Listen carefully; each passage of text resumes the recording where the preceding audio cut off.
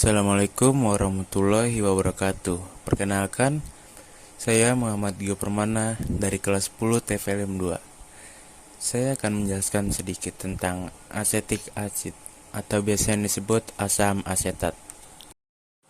Topik yang akan kita bahas adalah struktur, asal-usul senyawa, reaksi pembentukan, reaksi penguraian, kegunaan, dan yang terakhir, dampak atau masalah yang ditimbulkannya. Struktur C3COOH. Asam asetat memiliki rumus empiris C2H4O2.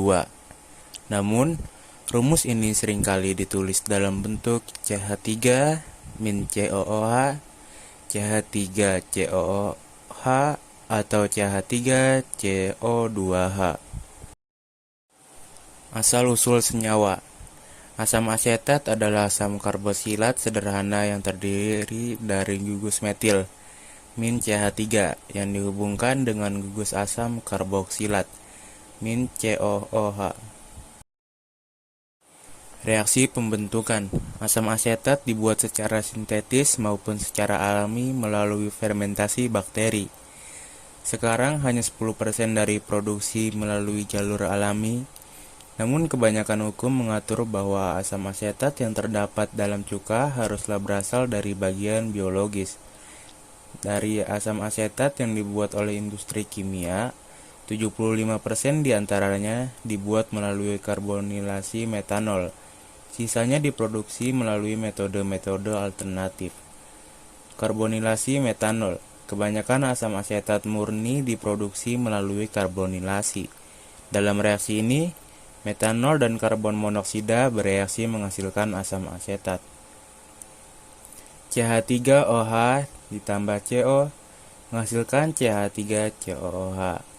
Bagian ini melibatkan iodometana sebagai zat selang, di mana reaksi itu sendiri terjadi dalam 3 tahap dengan katalis logam kompleks pada tahap kedua. Asam asetat juga dapat dibuat dari berbagai substrat yang mengandung etanol, yang dapat diperoleh dari berbagai macam bahan seperti buah-buahan, kulit nanas, pulp kopi, dan air kelapa.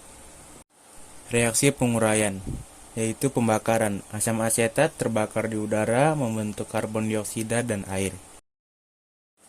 Kegunaan. Yang pertama, asam asetat digunakan sebagai bahan baku pembuatan kelulose asetat yang biasa digunakan dalam industri film.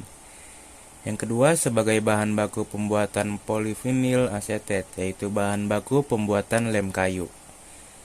Yang ketiga, digunakan sebagai pelarut dalam proses-proses produksi di industri. Yang keempat, digunakan dalam pembuatan tinta dan zat warna.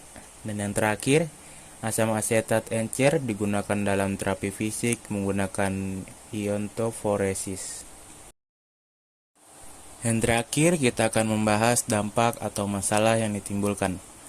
Apa efek samping asam asetat yang mungkin terjadi? Ada beberapa kemungkinan efek samping dari penggunaan asam asetat, yaitu sebagai berikut. Yang pertama, reaksi alergi. Yang kedua, rasa terbakar pada telinga. Yang ketiga, ruam atau kemerahan pada kulit. Yang keempat, gatal-gatal. Yang kelima, sulit bernafas. Yang keenam, sakit kepala. Dan yang terakhir, pembengkakan pada wajah, lidah, bibir, atau tenggorokan. Sekian dari saya. Terima kasih. Wassalamualaikum warahmatullahi wabarakatuh.